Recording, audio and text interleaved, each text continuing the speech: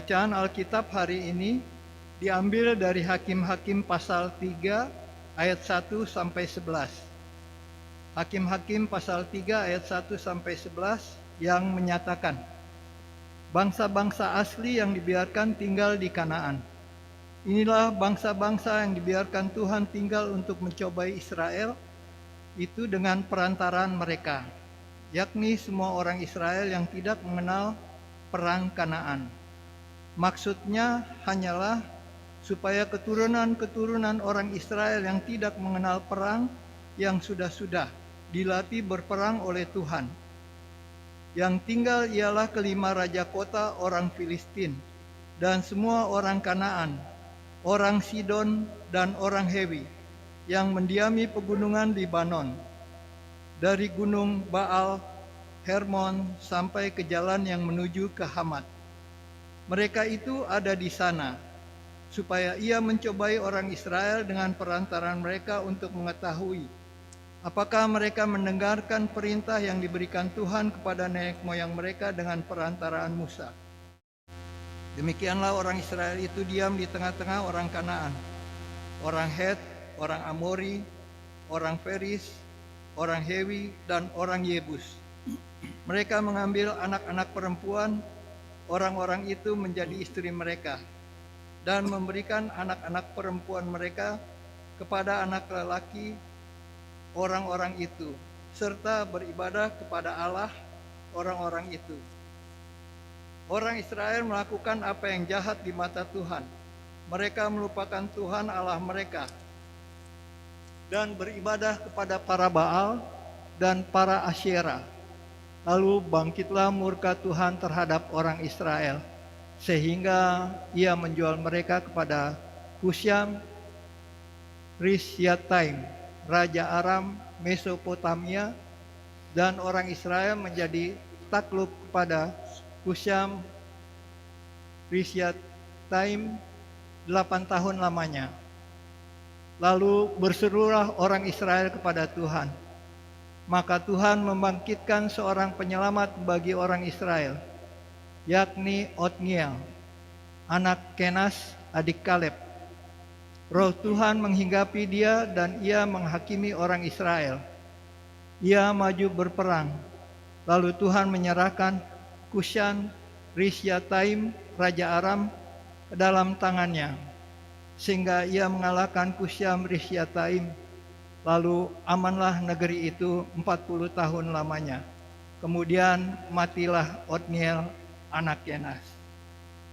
Demikianlah firman Tuhan.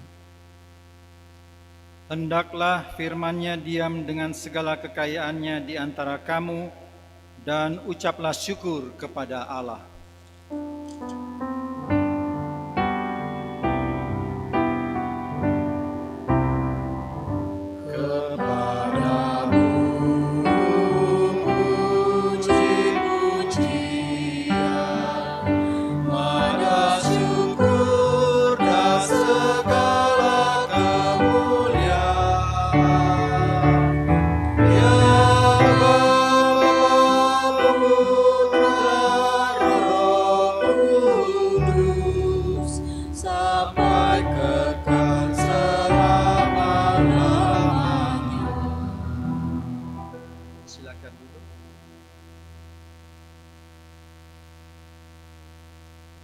Jemaat Tuhan, Shalom. Puji syukur pagi hari ini kita kembali diberi waktu dan kesempatan untuk menikmati hari Tuhan, dan kita juga diantar untuk beribadah kepadanya. Tema pada pagi hari ini yang diambil dari Hakim-Hakim pasal 3 ayat 1 sampai 11, yakni pemimpin yang dipersiapkan Tuhan. Bapak Ibu jemaat yang kekasih di dalam Tuhan Yesus Kristus, dalam sebuah kerajaan ada seorang raja yang arif bijaksana. Raja ini mempunyai 2 orang putra mahkota. Dan kedua putra mahkota ini sama baiknya, baik fisik, pengetahuan, dan perilakunya. Jadi raja punya 2 putra mahkota, yang sama baiknya. Setelah sekian lama memerintah, kemudian raja ini menjadi semakin tua. Dan raja ini ingin mengalihkan tahta kepemerintahannya kepada salah satu dari kedua putra yang ternyata sama baiknya. Nah, hal ini tentu sangat merepotkan. Dia harus memilih seorang pemimpin yang mana dari kedua putranya. Nah, Bapak Ibu jemaat yang kekasih di dalam Tuhan Yesus Kristus, raja ini sempat bimbang, bingung, menjadi beban pemikiran karena kerajaannya ini sangat besar dan dia tidak ingin salah memilih pemimpin. Akhirnya raja ini mengambil satu keputusan. Dia akan memberikan satu pesan, satu tugas kepada kedua putranya. Pesannya adalah begini: saya akan memberikan sekeping uang emas kepada masing-masing kalian. Dari uang emas ini kalian belanjakan sesuatu, benda. Dari benda ini kalian bisa menunjukkan apa yang akan kamu lakukan terhadap kerajaan yang akan kuberikan. Jadi pesannya lumayan aneh ya. Hanya disuruh membeli benda yang bisa menggambarkan apa yang akan dilakukan oleh kedua putra mahkota. Selang 3 hari kemudian, putra mahkota ini datang. Yang sulung, apa yang dia beli? Dia membeli sebuah pena emas. Terus raja katakan, apa yang mau kamu katakan tentang pena ini? Yang sulung mengatakan bahwa dengan pena ini, aku akan menulis semua apa yang raja kehendaki. Karena raja ini baik, tentu tulisannya akan baik semua. Rencana-rencana yang akan dilakukan. Raja katakan, baik sekali apa yang kamu lakukan. Selang berapa saat kemudian, si bungsu juga datang. Dia menghadap raja, kemudian dia katakan, raja, marilah ikut aku ke sebuah ruang yang gelap. Raja menjadi bingung, kenapa harus ke ruang gelap? Tapi dia tetap ikut. Di sana si bungsu mengatakan, raja, uang keping yang kamu berikan, aku belikan sebuah lilin emas. Lalu apa makna lilin ini buat kepemimpinanmu nanti? Si bungsu katakan bahwa pemimpin itu sama seperti cahaya. Ketika dia menyalakan lilin ini, dari ruang gelap menjadi terang. Si bungsu katakan, pemimpin itu sama dengan sebuah cahaya yang mau menerangi dalam kegelapan. Dan pemimpin itu, dia harus seorang yang rela berkorban. Seperti juga lilin ini, lambat laun akan habis. Raja mengatakan, baik juga apa yang kamu katakan. Raja menjadi bingung dari 2 opsi. Yang satu dengan tinta emas, menulis semua apa yang baik. Yang satu dengan lilin emas, yang sudah dia gambarkan bahwa pemimpin adalah cahaya, pemimpin rela berkorban. Raja menjadi bingung, pusing. Kemudian dia masuk kamar dan dia berdoa. Akhirnya dia mengambil satu keputusan. Menurut Bapak Ibu, siapakah yang akan dipilih raja? Ternyata dari ilustrasi ini raja memilih si bungsu, bukan yang sulung. Nah, demikian juga makna seorang pemimpin. Pemimpin haruslah seorang yang memberikan cahaya kebaikan. Dan pemimpin haruslah seorang yang mau berkorban. Si sulung juga sudah memberikan jawaban yang bagus. Dia menulis semua apa yang baik. Tapi itu masih dalam sebuah tulisan. Masih dalam sebuah rencana. Tetapi gambaran si bungsu dengan rela berkorban. Nah, Bapak Ibu jemaat yang kekasih di dalam Tuhan Yesus Kristus, kemudian kita masuk di dalam pembacaan kita, Hakim-Hakim pasal 3 ayat 1 sampai 11.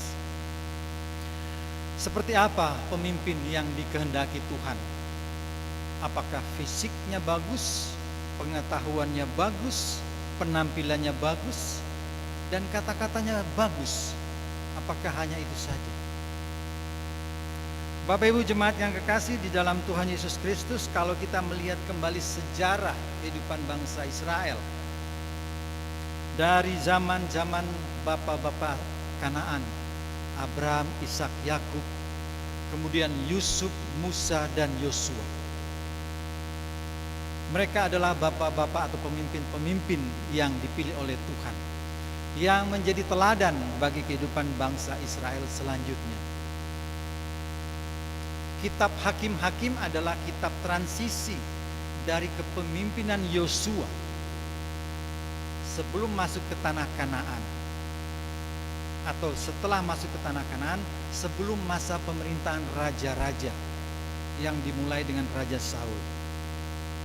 Ada transisi dari kepemimpinan tunggal seperti Yusuf, Musa, dan Yosua untuk menuju kepada kepemimpinan monarki kerajaan.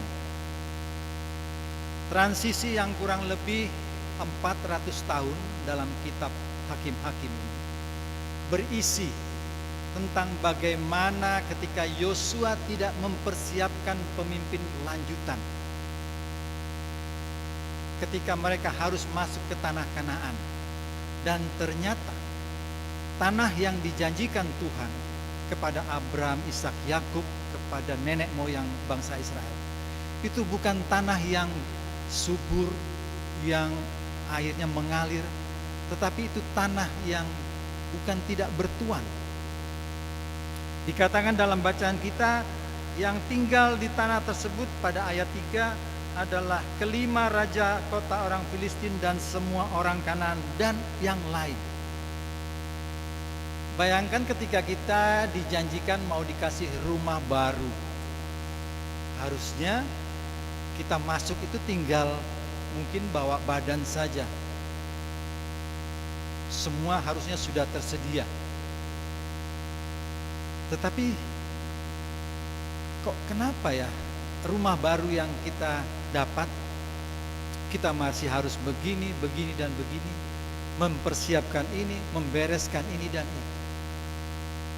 Nah, demikian juga bangsa Israel dikasih tanah yang dijanjikan. Tetapi kenapa harus seperti itu? Ada orang-orang lain di dalamnya. Jawabannya adalah karena bangsa Israel, bangsa yang tegar tengkuk,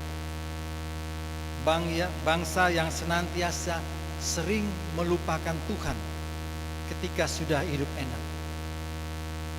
Nah, kitab Hakim-Hakim ini berisi antara 12 sampai 13 hakim yang dipakai Tuhan untuk mengajar bangsa Israel agar mereka mengenal apa yang Tuhan lakukan kepada bangsa Israel lewat nenek-nenek moyang mereka, Abraham, Ishak, Yakub, kemudian Yusuf, Musa, dan Yosua, agar mereka mengenal. Tetapi rupa-rupanya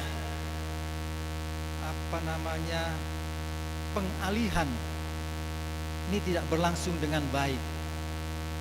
Pengajaran-pengajaran ini rupa-rupanya terhenti.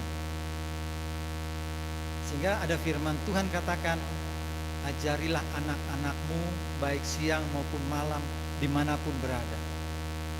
Agar apa? Agar supaya anak-anak kita tidak terputus dari firman Tuhan. Nah, jemaat yang kekasih di dalam Tuhan Yesus Kristus, Dari pemahaman teks yang kita baca di ayat 1 dan ayat 3 itu mengatakan bahwa tanah yang dijanjikan Tuhan itu bukan tanah yang tak bertuan. Jadi sudah ada bangsa-bangsa lain. Mereka lah yang kemudian menjadi apa? Menjadi momok, menjadi pengganggu kehidupan umat baik secara jasmani maupun rohani. Kenapa mereka dibiarkan Tuhan? Karena tadi yang sudah saya katakan, umat telah melanggar perjanjian dengan Tuhan. Coba kita baca dalam Hakim-Hakim pasal 2 ayat 20 sampai 21.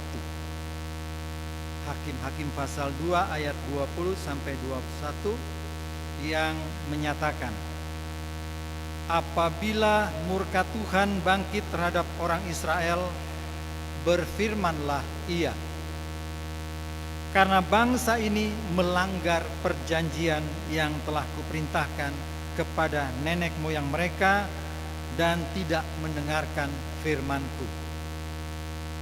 Maka aku pun tidak mau menghalau lagi dari depan mereka satu pun dari bangsa-bangsa yang ditinggalkan Yosua pada waktu matinya. Nah, demikianlah mereka dibiarkan Tuhan karena umat telah melanggar perjanjian Tuhan. Dan memang itu berlaku hingga saat ini. Ketika kita melanggar perjanjian Tuhan, kehendak Tuhan, maka Tuhan akan memberikan kita sanksi. Entah itu pergumulan, tantangan, apapun. Dan tujuan kedua lainnya adalah Tuhan ingin melatih keturunan bangsa Israel yang masuk tanah Kanaan. Rupa-rupanya yang masuk ini sudah bukan lagi generasi-generasi yang hidup di dalam Tuhan, tapi sudah masuk generasi baru, generasi yang tidak mengerti, mengenal kisah penyelamatan Tuhan. Nah, generasi yang baru inilah yang kemudian dibentuk oleh Tuhan. Karena mereka juga tetap menjadi generasi bangsa Israel yang tegar tengkuk. Ketika tidak ada pemimpin, mereka jatuh dalam dosa. Mereka bergumul, mereka mengalami berbagai persoalan. Lalu mereka sadar, oh ada Tuhan yang dahulu nenek moyang kita hidup dengan baik dengan Tuhan. Dan mereka diberkati oleh Tuhan. Sehingga mereka kemudian baru teringat kepada rencana Tuhan bagi mereka. Akhirnya mereka datang kepada Tuhan, mereka minta ampun, mereka berdoa, dan Tuhan menjawab. Luar biasanya kita punya Allah yang mau mendengar. Dia tidak hanya sejauh doa. Bila kau rasa gelisah di hatimu, bila kalang kabut tak menentu hidupmu, ingat masih ada seorang penolong bagimu. Dia tak pernah jauh darimu. Luar biasa indah lagu. Ketika ada persoalan, datanglah kepada Tuhan. Dia tidak hanya sejauh doa, dia ada di hati saudara dan saya ketika kita sungguh-sungguh mau berseru kepada Tuhan. Nah, demikian juga kisah hakim-hakim. Tuhan menurunkan hakim-hakim ini untuk menolong umat. Kalau kita baca runtutan kisah ini, sebelum masuk kepada hakim yang pertama yakni Otniel, dari Yosua kepada hakim yang pertama Otniel, ada masa 8 tahun penderitaan yang harus dialami oleh bangsa Israel karena tegar tengkuk. Bayangkan 8 hari saja tanpa Tuhan kita akan luar biasa liar. Apalagi 8 bulan. Belum lagi kalau 8 tahun tanpa Tuhan. Bagaimana jadinya kita? bangsa ini melakukan apa yang jahat. Firman Tuhan sering katakan, bangsa ini melakukan apa yang jahat di mata Tuhan, sehingga timbullah murka Tuhan. Kurun waktu 8 tahun adalah masa pembentukan bagi bangsa yang masih muda ini, yang masuk ke tanah Kanaan. Dibentuk, digembleng, diberikan sebuah persoalan.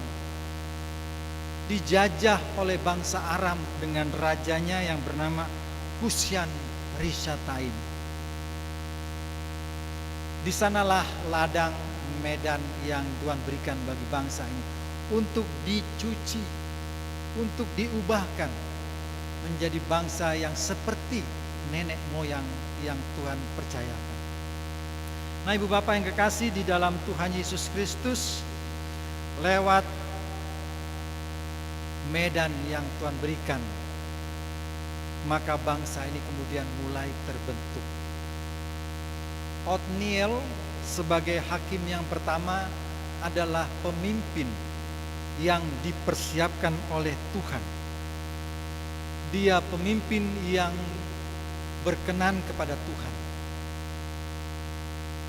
Saudara dan saya juga adalah pemimpin dalam bidang kita masing-masing. Paling tidak kita adalah pemimpin atas diri kita masing-masing.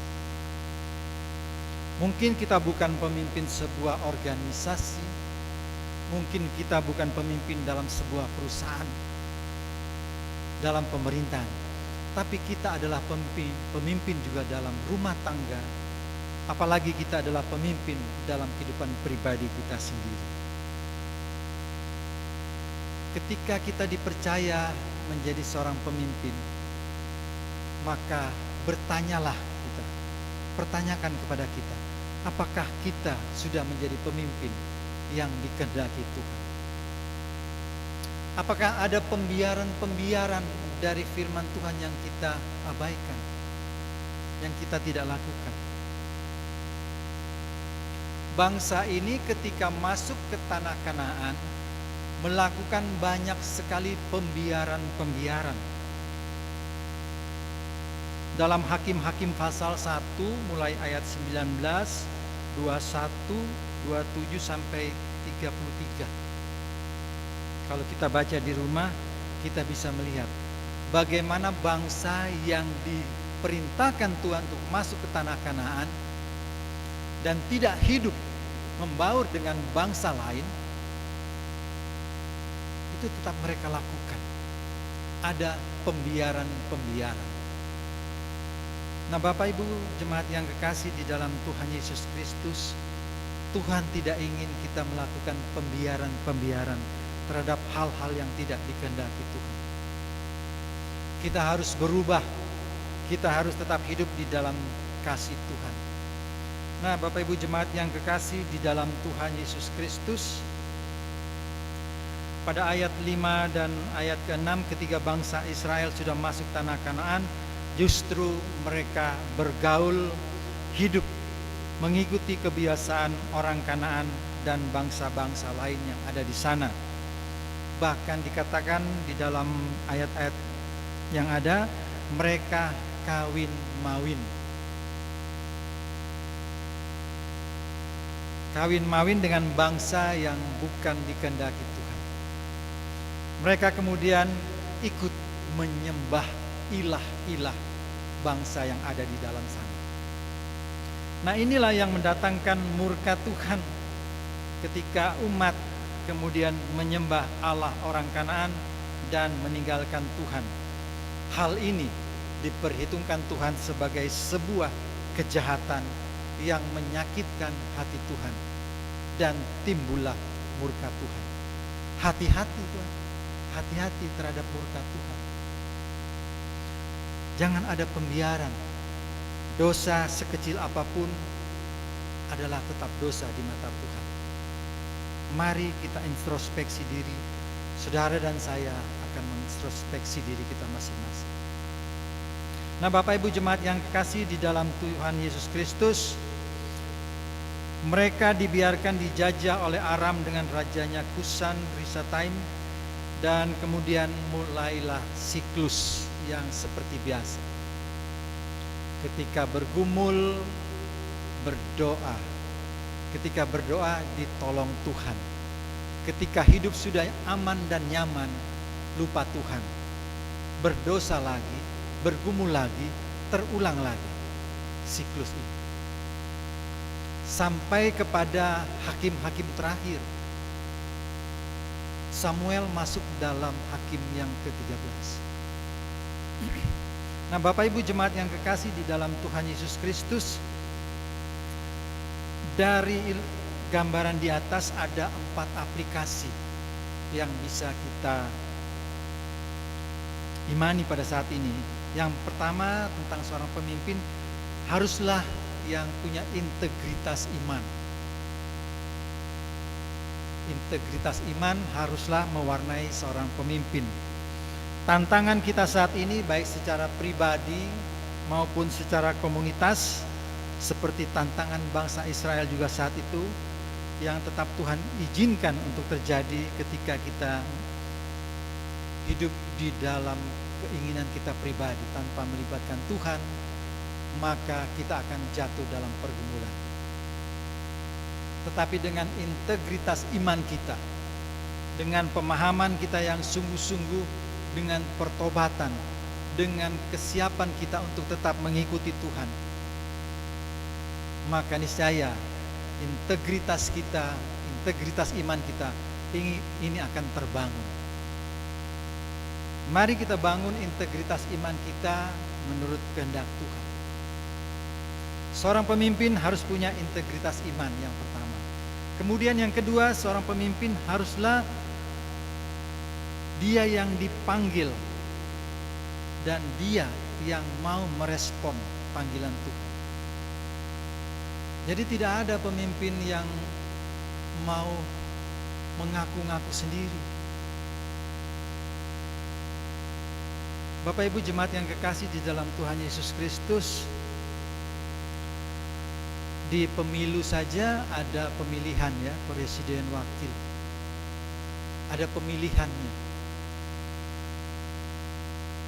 Kemudian pelaksana harian juga ada yang dipilih. Lalu prapresbiter juga ada yang dipilih dari sektor masing-masing. Ada yang dipanggil oleh Tuhan. Tetapi seringkali ada banyak yang terpanggil, tetapi sedikit yang mau memberi diri. Itu bergantung kepada respon saudara dan saya. Ada yang ketika dipanggil mengatakan, nanti dulu Tuhan, saya masih nyaman dengan kehidupan saya saat ini. Biarkan mereka dulu, saya masih muda. Nah, sering itulah respon kita ketika kita dipanggil Tuhan. Jadi aplikasi yang kedua, pemimpin haruslah orang yang sungguh-sungguh menerima panggilan Tuhan dan memberi respon positif. Respon positif kita ketika kita dipanggil Tuhan bukan sekedar kita mengaku ya dengan segenap hati ketika kita diteguhkan, tapi setelahnya kita sayonara, tidak pernah kelihatan dalam ibadah, dalam pelayanan. Itu bukan pemimpin yang terpanggil. Itu pemimpin yang menyodorkan diri, yang tidak tahu bagaimana merespon panggilan Tuhan. Dan memang merespon panggilan Tuhan bukan hal yang mudah. Kita betul-betul harus mengoreksi diri kita. Kenapa Tuhan panggil saya? Tuhan bukan panggil orang yang baik-baik semua, tidak. Coba kita lihat Hakim Yefta. Di bacaan kita sepekan ini ada semua kitab hakim-hakim. Saya melihat tadi Hakim Yefta, entah hakim yang keberapa ya.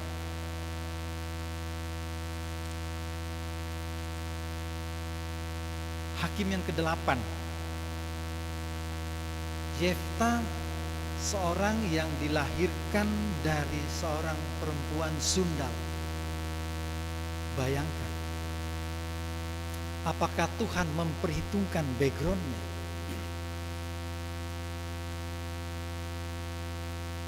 Saul juga dipanggil Tuhan, bukan seorang pemimpin yang baik-baik. Dia justru seorang penista Tuhan.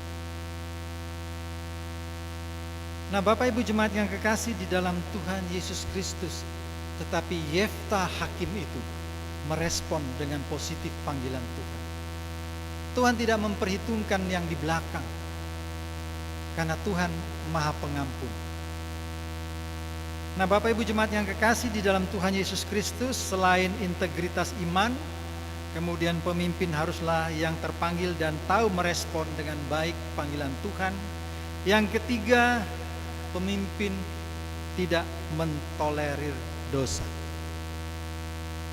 Bapak Ibu jemaat yang kekasih di dalam Tuhan Yesus Kristus, bahwa Tuhan tidak mentolerir perbuatan yang menduakan dan yang mendatangkan murka Tuhan, seperti perkawinan campur tadi, kemudian penyembahan berhala. Itu Tuhan tidak tolerir terhadap bangsa ini, sehingga bangsa ini diberikan kesulitan, dijajah oleh Aram dengan Raja Kusan Risataim. Nah, demikian juga kita belajar dari bangsa ini, dari firman Tuhan ini, untuk tidak mentolerir dosa sekecil apapun. Perbuatan Israel menjadi peringatan juga buat kita yang mungkin kita anggap biasa-biasa saja. Sesungguhnya itu bentuk ketidaktaatan dan penyangkalan kepada Tuhan, karena selalu melemahkan dan meremehkan perintah Tuhan ketika kita mengikuti nilai-nilai duniawi. Dan yang keempat, aplikasi yang bisa kita pakai, bahwa seorang pemimpin haruslah seorang yang pembawa damai. Jadi seorang pemimpin bukan seorang pemimpin yang pandai mengadu domba,